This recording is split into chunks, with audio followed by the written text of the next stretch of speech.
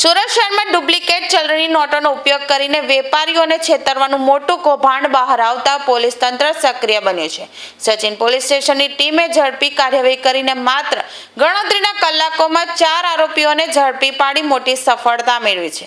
Police તપાસ દરમિયાન આરોપીઓ પાસેથી ₹500ના દરની કુલ 322 ડુપ્લિકેટ નોટો મળી આવી છે, જેની કુલ કિંમત અંદાજે ₹1.61 લાખ થાય છે।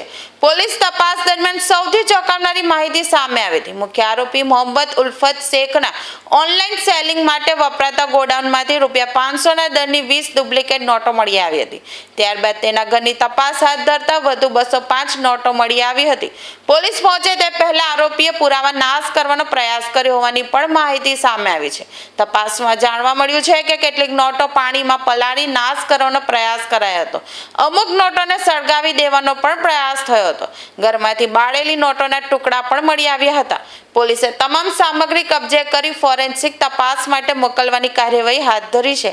હાલ પોલીસ આ નોટો ક્યાંથી લાવવામાં આવી, શું તેની પાછળ મોટું રેકેટ કાર્યરત છે, અન્ય કેટલા લોકો સંકળાયેલા છે અને આ નોટો અન્ય શહેરોમાં પણ સપ્લાય થતી હતી કે નહીં તે દિશામાં તપાસ આગળ ધપાવી રહી છે। આ ગુનો દેશ વિરુદ્ધનો ગુનો હોય, સચિન પીઆઈ તરત આમાં હરકતમાં આવેલા અને જે બનાવ છે સચિન ટી પોઈન્ટ એની આજુબાજુના સીસીટીવી ફૂટેજના આધારે આરોપીઓને ઓળખી કાઢેલા અને તુરંત આરોપીઓ 3 આરોપી મોહમ્મદ અલ્તાફ આલમ સત્તાર, નજીર અનુલ અંસારી અને મોહમ્મદ રઈસ રશીદ સિદ્દીકી તેઓને પ્રથમ ઓળખ કરવામાં આવેલી અને તેઓને ડિટેન કરવામાં આવેલા અને તુરંત કાર્યવાહી કરી આ જે આરોપીઓનો જે ગોડાઉન છે ત્યાંથી પણ ડુપ્લિકેટ નોટો રિકવર કરવામાં આવેલ છે।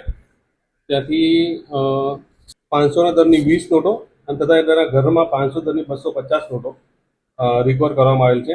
એમ આરોપી પાસેથી કુલ્લે 332 ડુપ્લિકેટ ભારતીય ચલણ 500ના દરના રિકવર કરવામાં આવેલ છે, તેની કિંમત ₹1,61,000 થાય છે। આરોપી પાસેથી જે બનાવવામાં વપરાયેલ જે બાઇક છે બુલેટ એ રિકવર કરવામાં આવેલ છે। મોબાઈલ ફોન 4 રિકવર કરવામાં આવેલ છે અને જે 2 બકરાનો સોદો ખરેદી પાસેથી આ લોકોએ કરેલો એ બકરા પણ રિકવર કરી ખૂબ જ પ્રશંસનીય કામગીરી કરેલ છે।